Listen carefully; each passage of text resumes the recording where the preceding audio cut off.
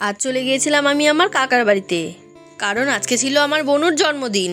আর দুঃখের বিষয় একটাই, বনুর আজকে জন্মদিন আর আজকেই একটা ওর দাঁত পড়ে গেছে, আর সেটাইও আমাকে দেখাচ্ছিল। আর এদিকে দেখো কত রং বেরঙের বেলুন, দেখতে তো ভালোই লাগে, কিন্তু আমি ভীষণ ভয় পাই এই বেলুনগুলোকে। আর বনুর জন্য নিয়ে এসেছিলাম ছোট্ট একটা গিফট, তো সেই গিফটটা আজকে বনুকে দিয়ে দেবো। ছোট বাচ্চারা গিফট পেলে কতই না খুশি হয়, ওর মুখটা দেখো কত খুশি হয়ে গেছে ও। এবার ওর কেক কাটার পালা, তো চলো কেকটা কেটে নেওয়া যাক। ওর বন্ধু বান্ধবরা সব এসেছিল, কতই না মজা করছিল, দেখে আমার ছোটবেলার কথা মনে পড়ে গেল। কিন্তু বয়স তো বেড়েই চলছে, এক বছর এক বছর করে।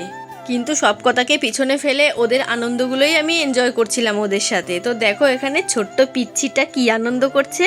আর অনেক রাত হয়ে যাচ্ছে, আমাকেও যেতে হবে বাড়ি, তাই আমি নিয়ে বসে পড়লাম খাবার। আর খাবারগুলো এত টেস্টি হয়েছিল যে কি বলবো।